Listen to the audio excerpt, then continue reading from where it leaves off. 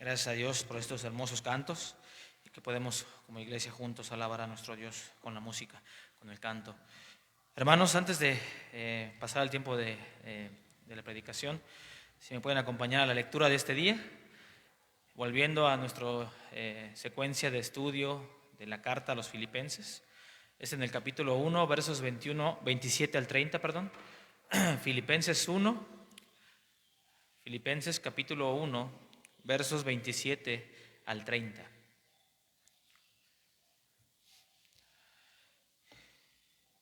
Qué alegría tan grande que el Señor nos ha permitido como iglesia ir estudiando libro por libro, versículo por versículo, y que seamos llenos de toda la palabra del Señor.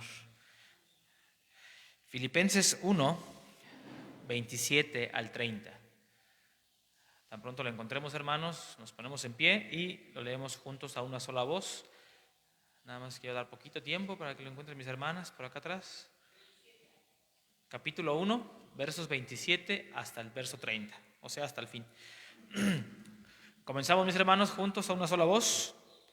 Solamente que os comportéis como es digno del evangelio de Cristo, para que o sea que vayas a veros o que esté ausente, oiga de vosotros que estáis firmes en un mismo espíritu, combatiendo unánimes por la fe del evangelio, y en nada intimidados por lo que se oponen, para que ellos ciertamente es indicio de perdición, mas para vosotros de salvación, y esto es de Dios, porque a vosotros os es concedido a causa de Cristo, no solo que creáis en Él, sino también que padezcáis por Él, teniendo el mismo conflicto que habéis visto en mí, y ahora oís que hay en mí.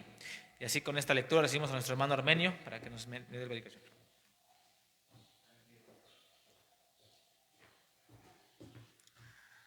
Puede ocupar su lugar, mi hermano.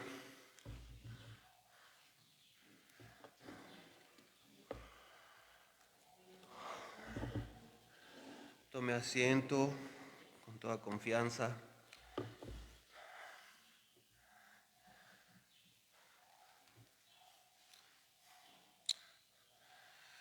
Quisiera platicarles algo antes de orar. Tome su lugar, si es tan amable. Quisiera leerles un artículo que publicó BBC Mundo el 17 de junio del 2014.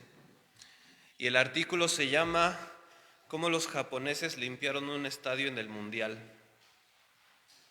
Y usted puede decir, ¿qué tiene que ver eso con lo que vamos a ver en Filipenses? Bueno, vamos a ver. El artículo dice más o menos así: entre toda la hinchada del Mundial de Brasil, la japonesa se viene llevando las palmas por su forma limpia de alentar, literalmente. Tras la derrota que su selección sufrió ante Costa de Marfil y perdieron 2-1, la afición japonesa se dedicó a recoger la basura acumulada en las tribunas del estadio Arena Pernambuco. Imágenes de seguidores de los samuráis azules buscando desechos entre las gradas llenando bolsas de residuos circularon por las redes sociales y fueron saludados por medios brasileños. Este sitio G1 del Globo calificó la actitud de los japoneses como un show de educación y civilidad. Esto está interesante. Y el portal deportivo Lancenet lo destacó como una prueba de que educación en el fútbol no depende del resultado dentro del campo. Habían perdido y como quiera se pusieron a limpiar el estadio. Y buscando me di cuenta que en el mundial que hubo en Rusia, en el mundial de fútbol, pues tampoco llegaron a las finales, pero también estuvieron limpiando estadios cuando terminaron. ¿Por qué hacen eso? Honestamente, si uno va al estadio y su equipo de fútbol pierde, pues con más ganas uno le deja ahí otra servilleta, porque ¿para qué le andan ganando a mi equipo? Sin embargo, esto nos habla de algo de la cultura de estas personas. Si algo tienen los japoneses es que son muy enfocados y muy unidos.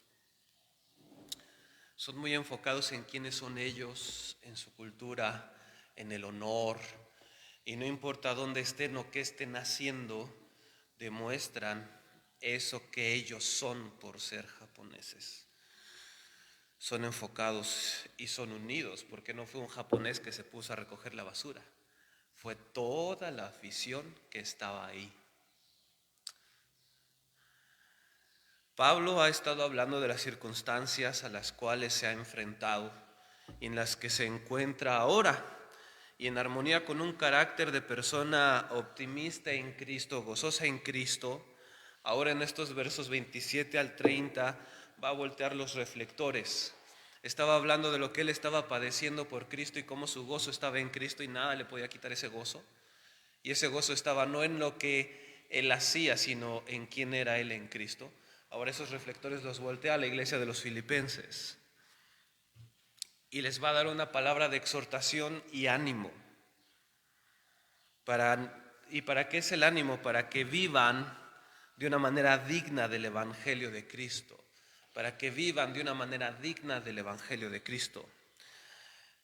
Y me gustaría que en este punto fuéramos a Dios en oración para que nos dirija y podamos aprender esto que nosotros necesitamos para tener ese mismo tipo de vida que sea digno del Evangelio de Cristo que hemos escuchado y que hemos recibido. Señor y Dios, gracias por este día que nos das.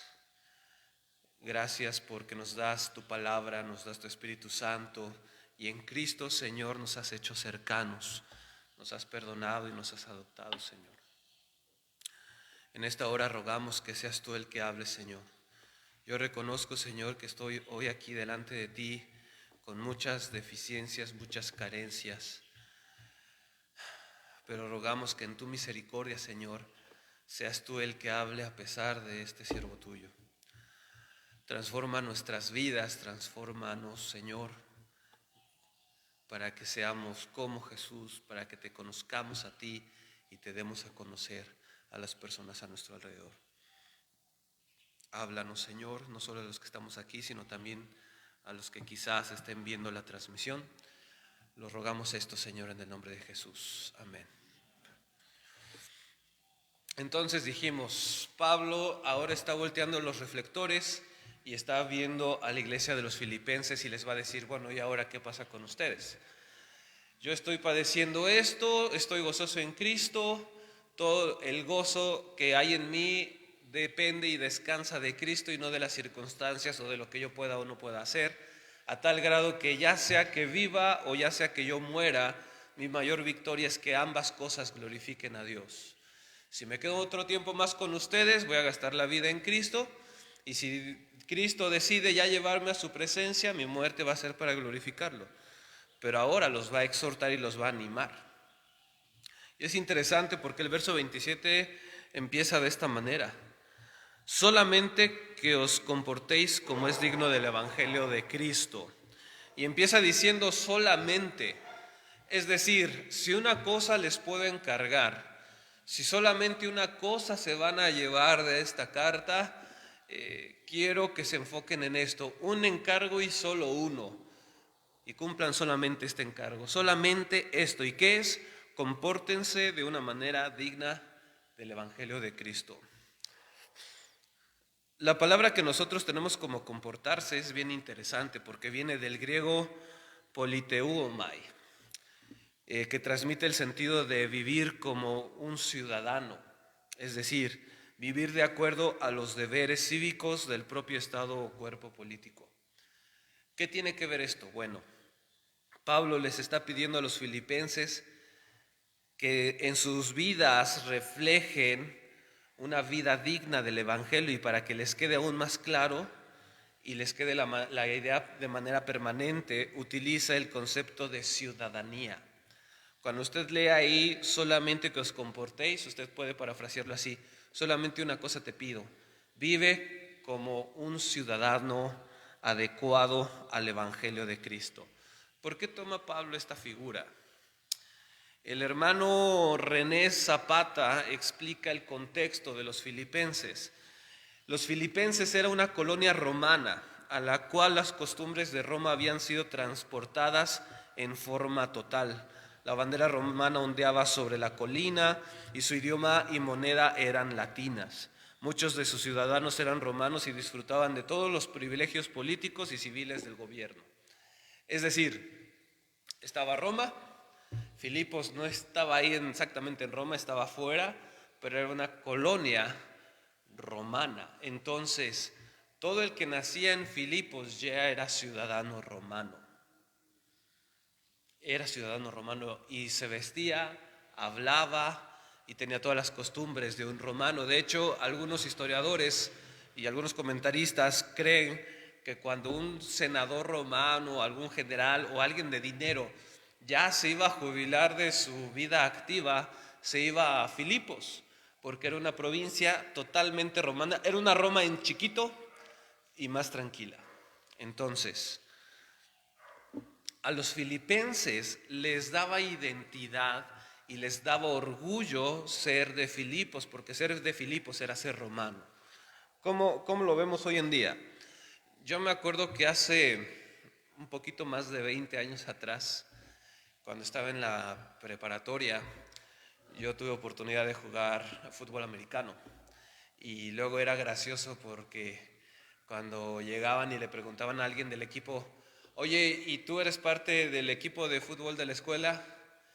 Y el muchacho inmediatamente cambiaba la postura, tensaba algunos músculos del hombro para hacer ver el cuello más grande y decía, sí, yo soy liniero y hemos ganado tantos partidos.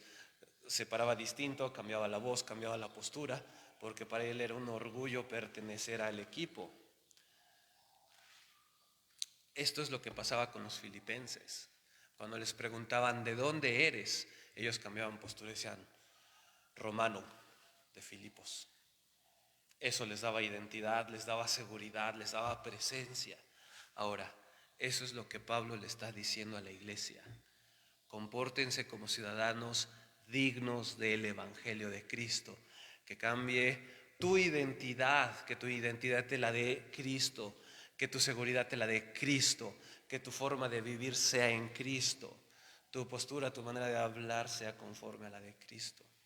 Eso es lo que Pablo les está diciendo. Compórtense como los ciudadanos celestiales que ahora son.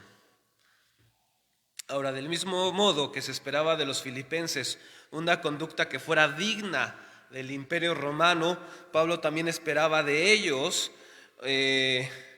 una manera digna de vivir acorde a esa ciudadanía celestial. Vivir siendo digno del Evangelio bajo toda circunstancia. Es lo que Pablo les estaba diciendo. Ahora, para nosotros hoy, ¿qué implicaciones tiene esto?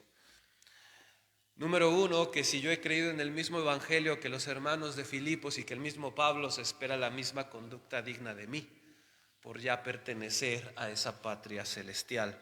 Y aquí yo quisiera hacer un pequeño alto que es necesario que tengamos, para ver algo que es necesario tengamos en mente. Juan, el Evangelio según San Juan, capítulo 1, verso 12, algunos de ustedes lo saben de memoria, dice de la siguiente manera: mas a todos los que le recibieron, a los que creen en su nombre, les dio potestad de ser hechos, ¿qué? Hijos de Dios, los que creen que en el nombre de Cristo Jesús. Y el mismo Juan, pero ahora en su primera carta, en el capítulo 3, de los versos 9 al 10, nos da un poco más de explicación en cuanto a ser hijos de Dios. Primera de Juan 3, 9 y 10 dice así, lo voy a leer en la Nueva Traducción Viviente: los que han nacido en la familia de Dios no se caracterizan por practicar el pecado, porque la vida de Dios está en ellos. Así que no pueden seguir pecando porque son hijos de Dios. Por lo tanto, podemos identificar quiénes son hijos de Dios y quiénes son hijos del diablo. Todo el que no se conduce con rectitud y no ama a los creyentes, no pertenece a Dios. ¿Qué tiene que ver esto con la ciudadanía celestial? Hoy en día, si tú quieres ser ciudadano de otra nación, tienes que pasar un proceso migratorio, y si es aprobado, te naturalizan de aquella nación, con todos los derechos privilegios y responsabilidades de pertenecer a aquella nación. Esto no es lo mismo que pasa para pertenecer a la ciudadanía celestial. No puedes llegar y pedir una carta de naturalización. Para que tú puedas tener, si me dejas ponerlo en estos términos, para que tú puedas tener tu ciudadanía celestial o tu número de seguro social y tu INE celestial, solamente es por medio de nacimiento. Solamente si naces de alguien que ya pertenezca a esa ciudadanía celestial, vas a poder tener eso. Es la única forma. Ahora miren, cuando uno es salvado por Cristo, vienen cambios permanentes y tremendos en nuestra vida. ¿Cuáles son esos cambios permanentes y tremendos que vienen a nuestra vida?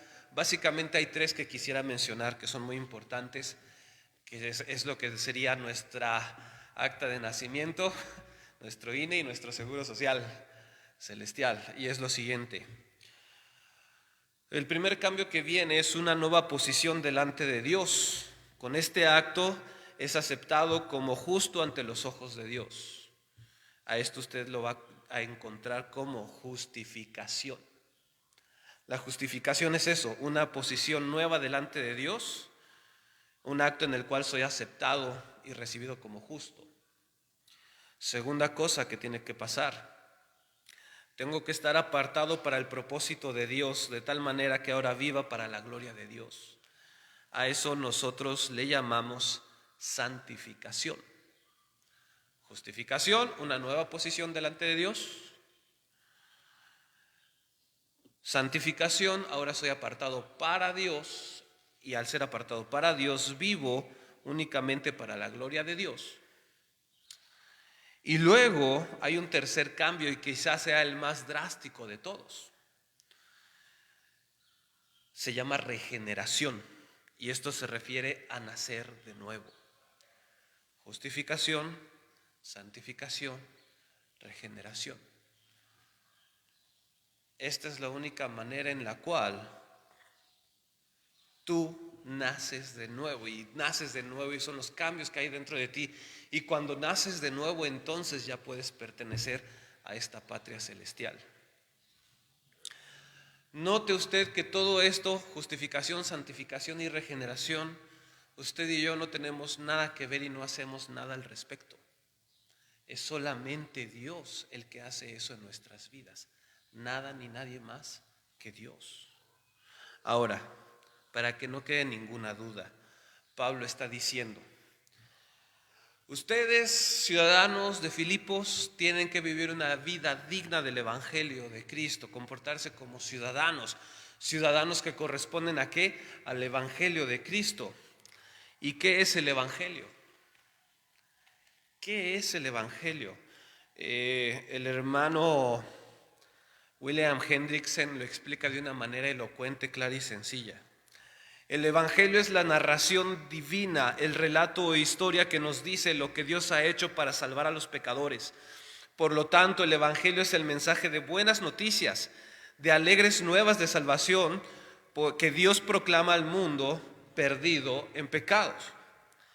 No lo que nosotros debemos hacer, sino lo que Dios en Cristo ha hecho por nosotros, es lo más relevante de estas buenas nuevas. Entonces, Pablo está diciendo: hermanos de Filipos, compórtense o vivan o sean ciudadanos dignos del Evangelio, porque ustedes son ciudadanos celestiales ahora. ¿Qué es el Evangelio? Lo que Dios ha hecho por medio de Cristo a favor nuestro sin merecerlo. Y hasta que no hayas tenido la regeneración, en primer lugar, que lleva junto con ello justificación y santificación, no puedes ser parte de esa ciudadanía celestial. No puedes. Es únicamente por nuevo nacimiento. Entonces, ¿cómo voy a ser un ciudadano digno del Evangelio, el cual he escuchado? Cuando has nacido de nuevo. Y eso no depende de que si haces o no haces, depende de Cristo en ti. Lo único que tú y yo ponemos en la salvación es el pecado, es decir, la necesidad de ser salvos. Es todo lo que ponemos. Y cuando tú te das cuenta quién es Cristo y lo magnífico que es y lo santo y lo puro y lo indigno que tú eres de esa salvación tan grande y te arrepientes, Cristo en su misericordia llega y te salva. Solamente así se puede hacer ciudadano del cielo. Ya que estás ahí en Filipenses, si vas hacia la izquierda vas a encontrar enseguida Efesios, y en el capítulo 2, en los versos 9 al 8, de 8 y 9, perdón, dice lo siguiente: porque por gracia sois salvos por medio de la fe. Y muy claro dice: y esto no de vosotros, pues es don de Dios, no por obras, para que nadie se gloríe. Y en Romanos 10:17, sigue yendo hacia la izquierda en tu Biblia, Romanos 10:17 dice: así que la fe es por el oír, y el oír por la palabra de Dios. Nota que tú no eres ciudadano del cielo por lo que tú piensas o por lo que tú haces. Eres ciudadano porque tú naces. No es lo que haces, es quien eres en Cristo. Claro, eso se tiene que ver reflejado en tu manera de vivir, en lo que haces y dejas de hacer. Pero tu satisfacción, tu identidad, lo que te da seguridad no es lo que tú haces, es quien tú eres, quien Cristo te hizo cuando naciste de nuevo. Eso es lo que te da seguridad. Eso es lo que te da paz. Eso es lo que te da identidad. ¿Quién eres en Cristo? Piensa en esto. Un ciudadano mexicano, si es sano o no es sano, sigue siendo ciudadano. Si tiene trabajo o no tiene trabajo, sigue siendo ciudadano mexicano o de la nación que tú quieras. Si es soltero o es casado, sigue siendo ciudadano. Si paga impuestos o no paga impuestos, sigue siendo ciudadano. Claro, si no los pagas te mandan guardar un rato, pero sigues siendo ciudadano. Y es lo que Pablo le está diciendo a los filipenses, y es algo que nosotros debemos tener en claro. Más allá de lo que hago o dejo de hacer, es lo que soy ahora en Cristo. Eso es lo que nos da la seguridad. Y por eso Pablo le está diciendo eso a los filipenses, y es lo mismo que llega a nosotros hoy. Si tú ya naciste de nuevo, entonces como ciudadano, que tienes esa salvación en Cristo, que no depende de ti, que nada ni nadie te la puede quitar, vive acorde a ese evangelio que ya has escuchado y creído. Eso, hermanos, debe traer paz a nuestras vidas, porque ya no depende de mí, es algo que ya está hecho, es algo que nada ni nadie me puede quitar. Por lo tanto, hay que vivir en correspondencia. Una vez que Pablo les dice esto, solamente que os comportéis como es digno del evangelio de Cristo, para que o sea que vaya a veros o que esté ausente, oiga de vosotros que estáis firmes en un mismo espíritu, combatiendo unánimes por la fe del evangelio y en nada intimidados por los que se oponen. Interesante, porque aquí Pablo está reforzando esa idea que les está diciendo. Ustedes como ciudadanos no dependen de que esté o no esté, dependen de que hayan nacido de nuevo, dependen de Cristo. Entonces, si yo voy o no voy, ustedes tienen que corresponder a ese llamado a una vida digna del evangelio. ¿Por qué estaba diciendo Pablo, si voy o no voy? Bueno, recordemos, Pablo estaba ¿dónde? En Roma. ¿Y en qué condiciones? En la cárcel. Lo tenían guardadito. Y él sabía que de ese juicio podía resultar que lo dejaran en libertad o podía resultar que lo condenaran a muerte y lo iban a ejecutar. Algo que Pablo no sabía. Nosotros sabemos porque pues ya tenemos la epístola. Pero él no lo sabía. Entonces les está recordando, hey, si el Señor me llama o me permite quedarme e ir con ustedes, independientemente de ustedes de esto, vivan acorde a lo que ya son en Cristo, ciudadanos del cielo. Y les va a dar unos rasgos distintivos de esas personas que pertenecen a la ciudadanía celestial. Y ese rasgo lo podemos resumir en una sola palabra: unidad. Unidad. Mire, verso 27 a la mitad dice, o bueno, para que vaya, ya sea que vaya a veros o que esté yo ausente, oiga de vosotros que están firmes, ¿cómo? En un mismo espíritu. ¿Combatiendo de qué manera? unánimes por la fe del Evangelio, y en nada ¿qué? Intimidados. O sea, todos ustedes juntos no se dejen intimidar. Vean que ahí está la unidad. Pablo les está diciendo, unidos, unidos. ¿Se acuerdan lo que leí hace un principio de los japoneses?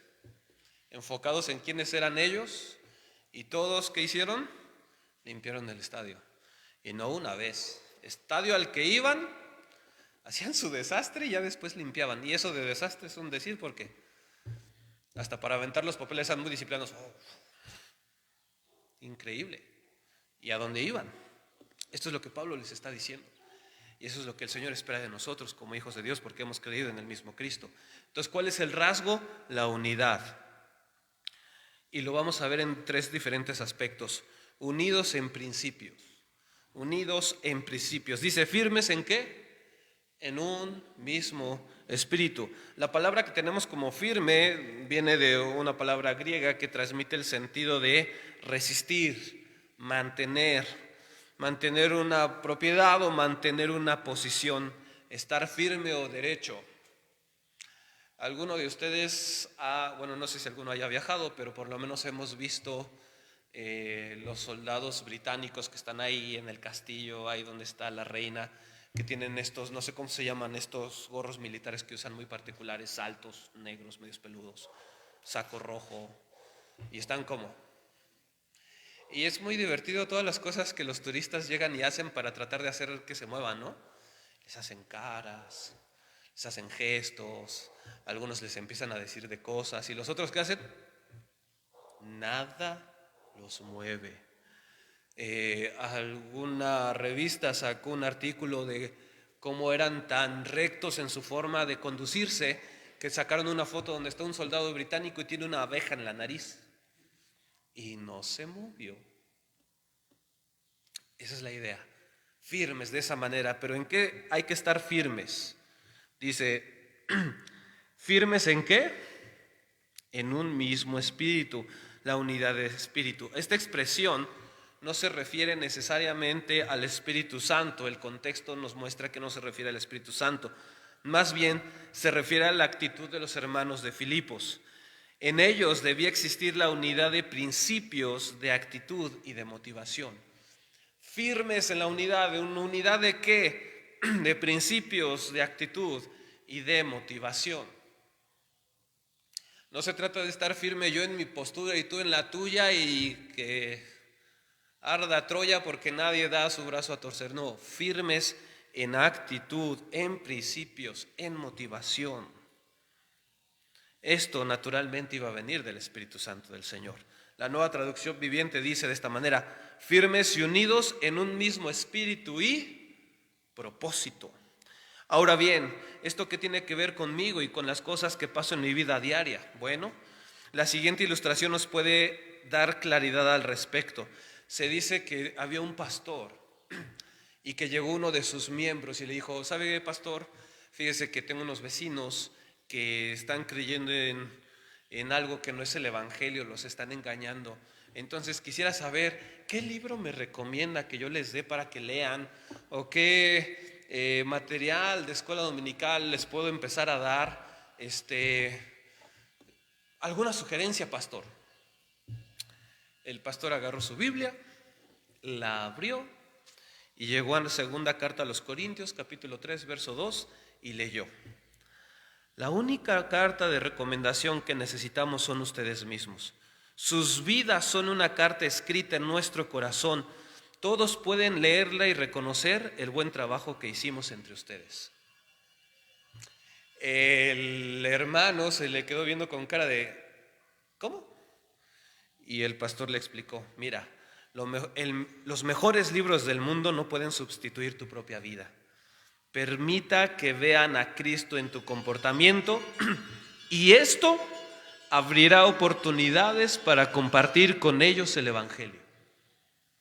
Tu vida.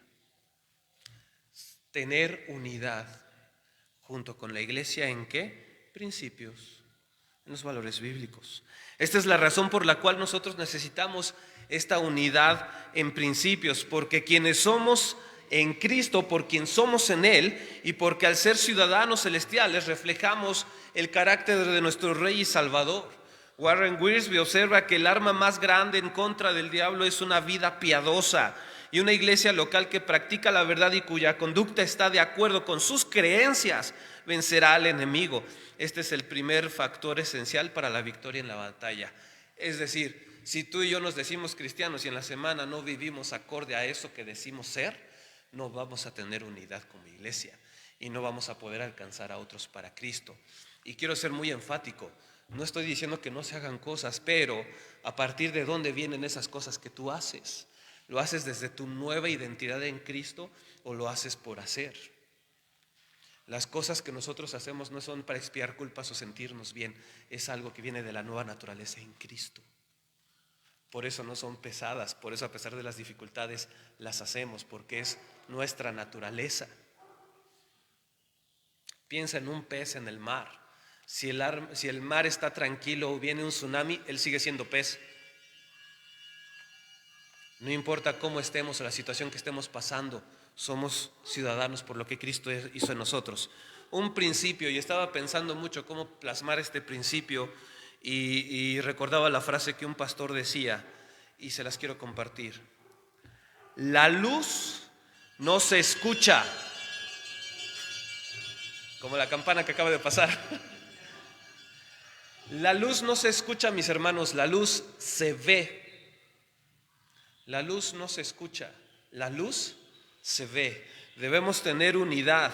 ¿Sí? Sí, ¿unidad en qué? En principios. ¿Cuáles? Los bíblicos. ¿Por qué? Porque la luz de Cristo primero se ve. Y según si la ven en ti, te van a escuchar a ti o me van a escuchar a mí. La luz no se escucha, la luz se ve. Y para que se vea, nosotros necesitamos esa unidad en los principios que Dios nos marca. Otro aspecto de la unidad, unidad en acción. Unidad en acción.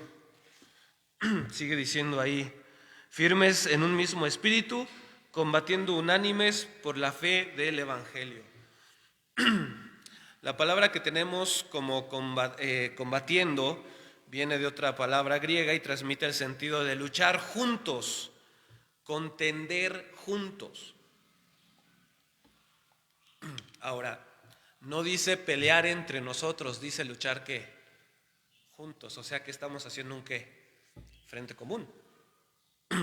Luchar al lado de otro o de otros, concebido como competir al lado de otro o de otros. Interesante notar que esta forma de combatir no es en solitario, es en plena unidad con los creyentes. Y para poder combatir unidos, primero tenemos que estar unidos ¿en qué? En los principios. ¿En cuáles principios? Los de Dios. No los que dices tú o los que diga yo. ¿Qué dice Dios? Dice esto en su palabra. Bueno, entonces vamos a regirnos por eso. Y ya que nos estamos rigiendo por eso, vamos a combatir juntos. Ahora bien, si tenemos unidad en principios, como le dije, sabremos que nuestra lucha no es contra seres humanos, sino contra poderes, contra autoridades, contra potestades y que dominan este mundo de tinieblas, como dice Efesios 6:12. De tal manera que Pablo está exhortando a los filipenses a tomar una actitud de lucha ante los enemigos de la cruz. ¿Cómo esperaba el apóstol Pablo que los filipenses cumplieran con este propósito? Cumpliendo su responsabilidad de grupo que tenían con sus hermanos en la fe. Cada quien tenía que cumplir lo que le tocaba. Bueno, ¿cómo se ve esto, mis hermanos? Como yo les dije hace un momento, a mí me gusta la NFL. Aquí habemos algunos aficionados a la NFL y nos gusta mucho. Y algo que me gusta de la NFL, de los equipos, es que no importa qué posición juegue el integrante del equipo, si uno de ellos no hace bien su función, el equipo no puede ganar. Uno puede pensar, pero ¿qué tiene que ver el de aquel lado con el de la izquierda con el de la derecha? Todos tienen que trabajar en perfecta sincronía, en unidad, anteponiendo su propio poder destacar para que el equipo en conjunto pueda ganar y llegar a la final y ser los campeones nacionales. Esa es la idea que está transmitiendo Pablo. Combatir unánimes, juntos. Ahora bien, combatir unánimes en la iglesia significa jugar como un equipo para la extensión de la verdad divina. ¿Cómo lo aterrizo eso con mis hermanos de la iglesia? ¿Cómo aterrizo esto de pelear juntos? Es decir, ser como un equipo que va jugando y va buscando un campeonato y todos buscan la victoria del equipo. Pensemos en esto. ¿Qué acción y qué actitud has hecho por los hermanos de la iglesia? Ejemplo, algo que no hacemos y que sería muy sabio y urgente que hiciéramos es rendición de cuentas. La rendición de cuentas no es para que otro hermano tenga autoridad de llegar y regañarte, es para que el otro hermano te apoye en tu debilidad, para eso se rinden cuentas. Oye hermano, fíjate que estoy batallando con esto, ok, vamos a estar orando, y oye, ¿cómo vas? Y ánimo mi hermano, y oye, no estás solo. De repente uno no quiere rendir cuentas porque uno dice, híjole, pero el otro hermano va a decir, ¿cómo es posible que este esté de pecador metido ahí? Y te vas a sorprender porque cuando rindes cuentas y el otro te escucha y si el otro es sincero y movido por Dios, generalmente te va a decir, yo también ando batallando con lo mismo. Otro ejemplo, orar y ayunar por alguien. Mi hermano, no levantes la mano, pero sería interesante que te preguntes si has ayunado por alguien de la iglesia. Más allá de si has ayunado por alguien de tu familia, que espero que todos lo hayamos hecho alguna vez, pero si has dedicado un tiempo de ayuno y oración por un hermano en la iglesia. Señor, en esta hora estoy ayunando en favor de mi hermano que tiene esta situación familiar, que tiene esta situación de salud, que está enfriado, se está enfriando en su relación contigo. ¿Cuántas veces hemos ejercido el perdón? ¿Cuántas veces hemos exhortado para ayudar al hermano a crecer y ser como Cristo? Es que el hermano está mal y ya le dijiste. No, es que no escucha, tú ve y dile. Díselo con amor. Pero dile, no dejes que se dé el tope él solo. Ya me se dio el tope el hermano. Sí, pues yo sabía. Bueno, y si sabías, ¿por qué no le dijiste?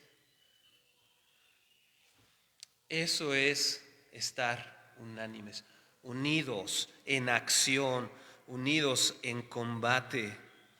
¿Para qué? Para que como iglesia todos progresemos en el avance del Evangelio y en nosotros ser más como Jesús. Y esto solamente lo hace el que es ciudadano de la patria celestial.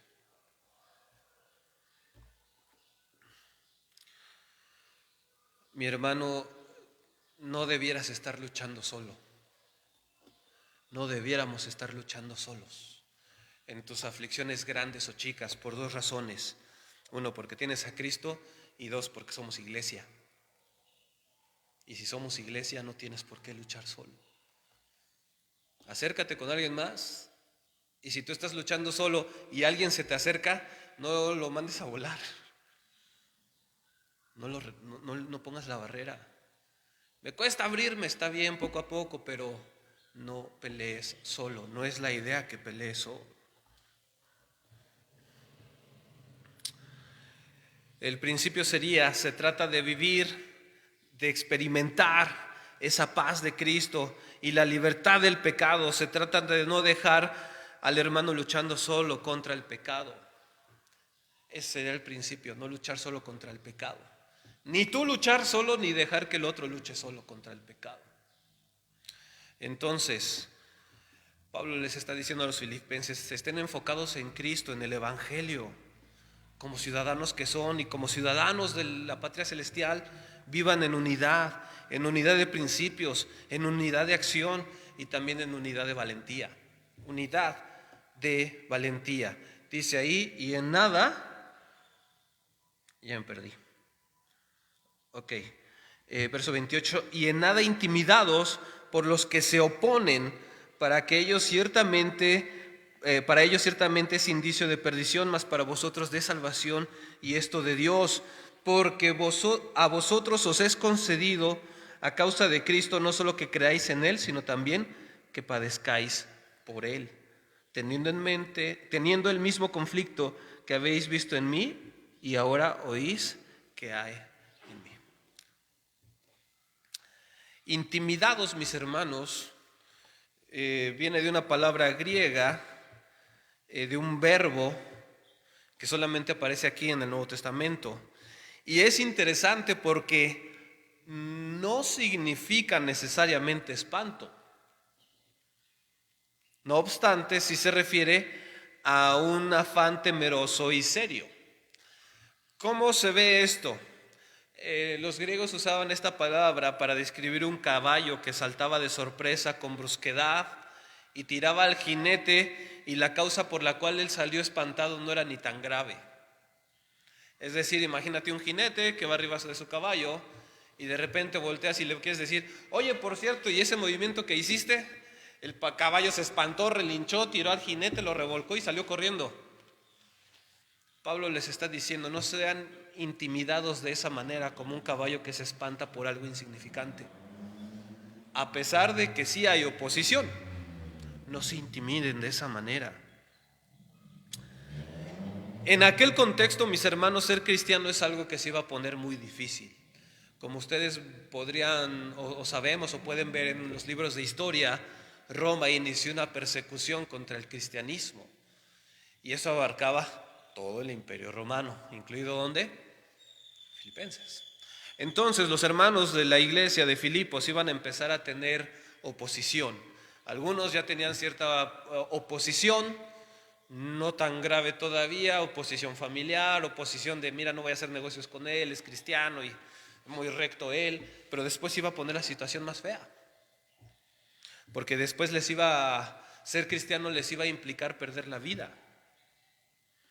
Sin embargo, Pablo los anima a que no se sintieran intimidados, y les da un par de razones de por qué no sentirse intimidados a pesar de esta oposición, a pesar de la batalla que estaban librando.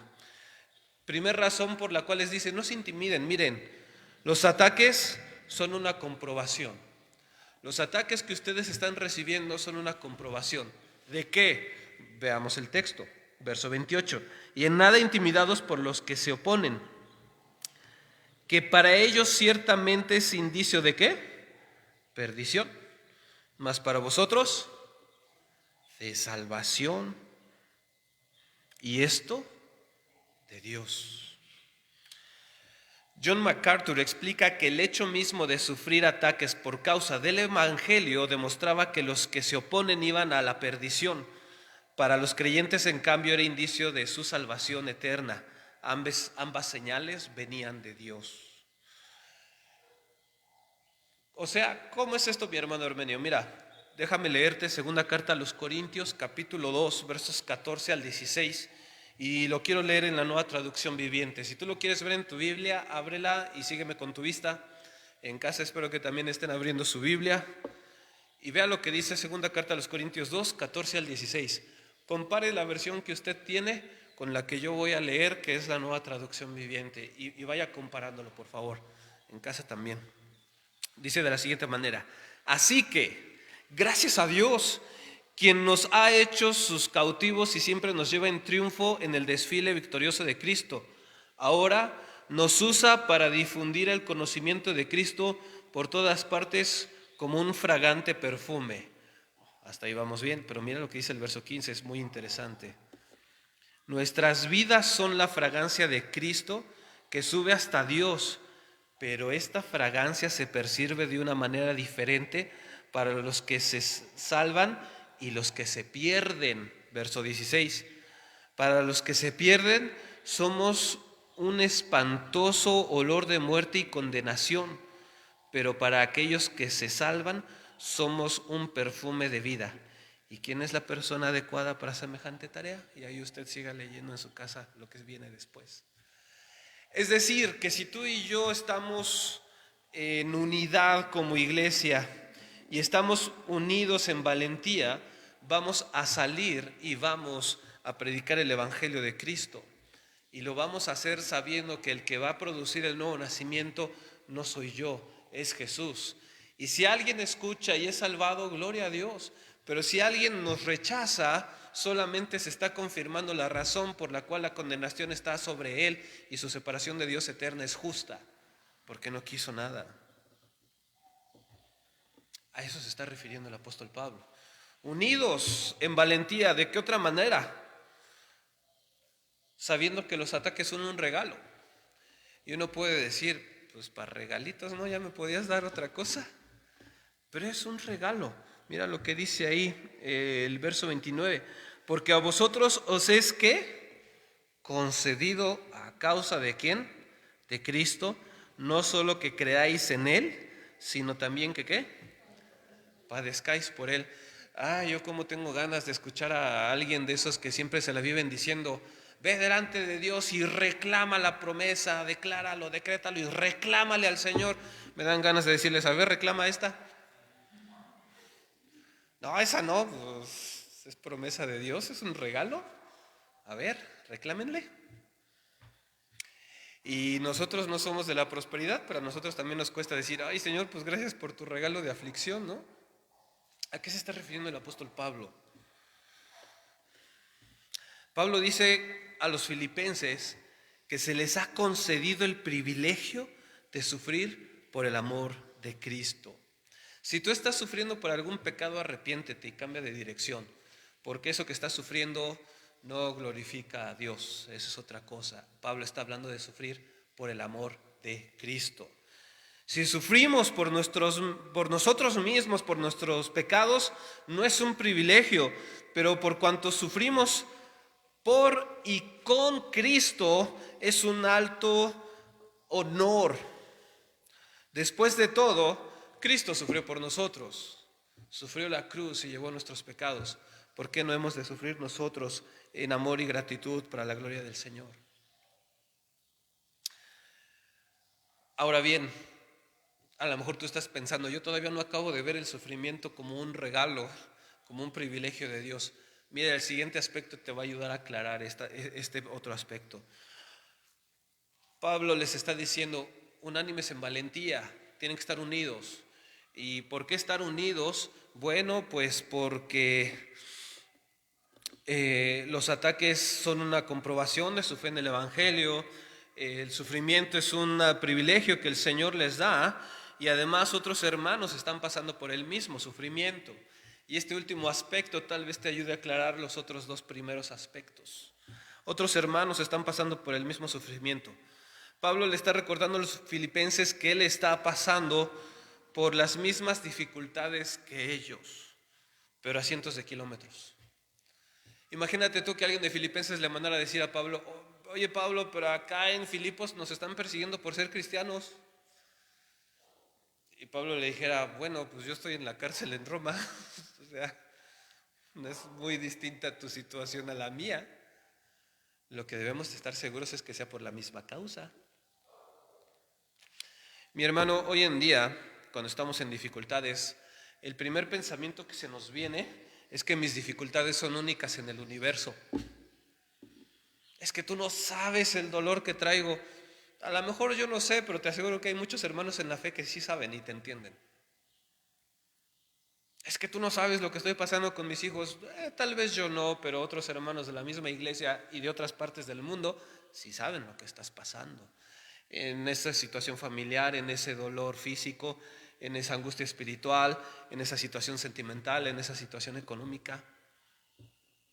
Si estás padeciendo eso por Cristo y para Cristo, hay muchos hermanos en la fe que te entienden.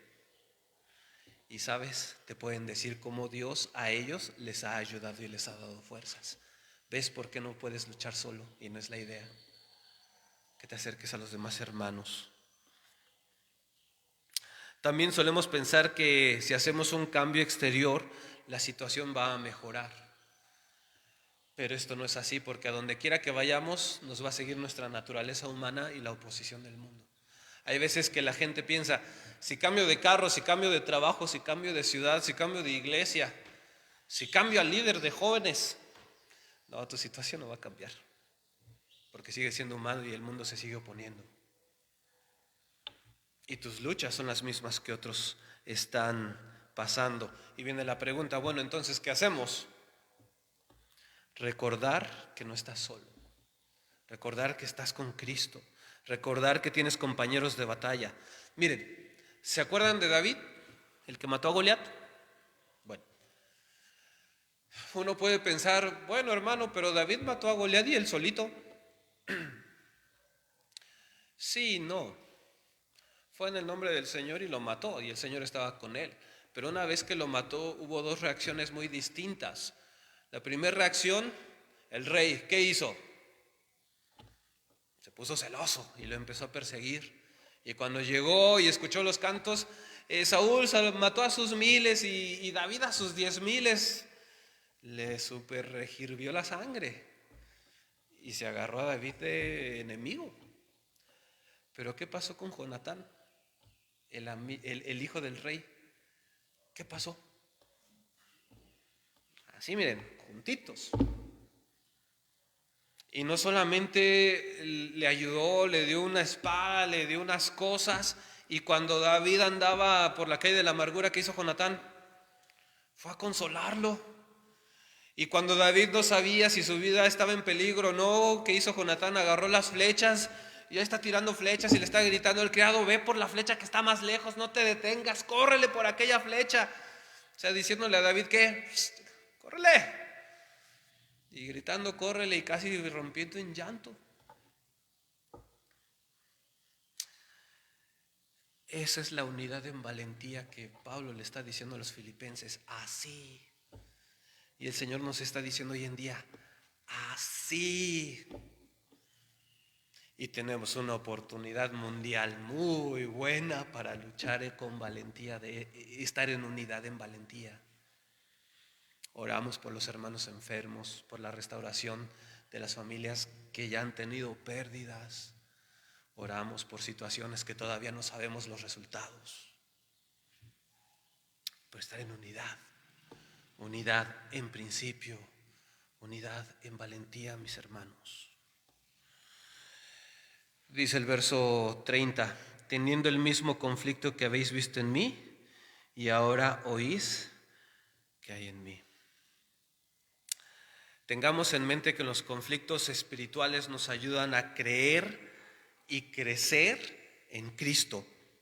Además, Dios nos da las fuerzas que necesitamos para permanecer firmes en contra del enemigo y las adversidades. Y también, cuando llegan tentaciones, siempre se asegura de que llegue con la tentación la salida. Todo esto infunde confianza en el corazón, ya que es una señal para el enemigo de que él ya perdió y de que nosotros por gracia estamos del lado del bando ganador, ciudadanos celestiales. Mis hermanos, entonces, ¿cuál es la conclusión? Estamos llamados a tener una vida digna del Evangelio, y para poder tener una vida digna del Evangelio necesitamos ser ciudadanos celestiales. Y esto no pasa a menos que hayas nacido de nuevo, y es una obra de Cristo en ti. Y ya que has nacido de nuevo, enfócate en Cristo, enfócate en quién es Él, en reflejarlo en tu vida. Y Pablo le da a la iglesia un principio que nosotros debemos llevarnos hoy: tener unidad, tener unidad. ¿Unidad en qué? En los aspectos que ya dijimos. Unidad en principios, unidad en acción, unidad en valentía. Vamos a orar, mis hermanos, para terminar este momento de la predicación. Y en esta oración,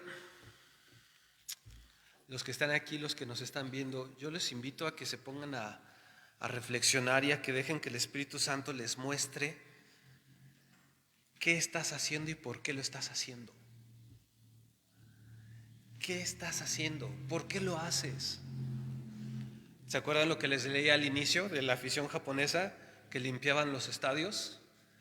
Sería interesante preguntarle a uno y decir: oye, ¿por qué lo haces? Y que te dijeran: porque soy japonés y los japoneses somos así. Es nuestra identidad nacional.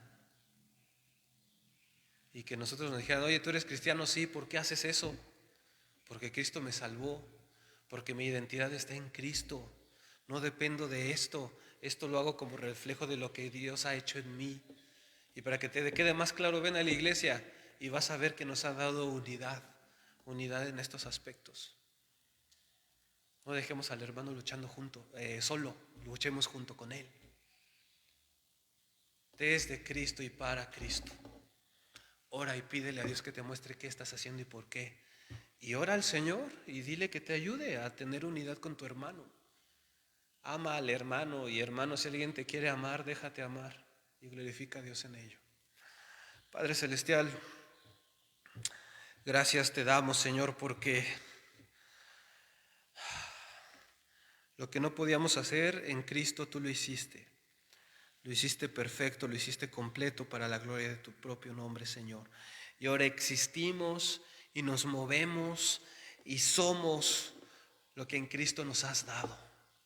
En ti creemos, en ti vivimos, en ti existimos, de ti tomamos para seguir adelante y glorificarte.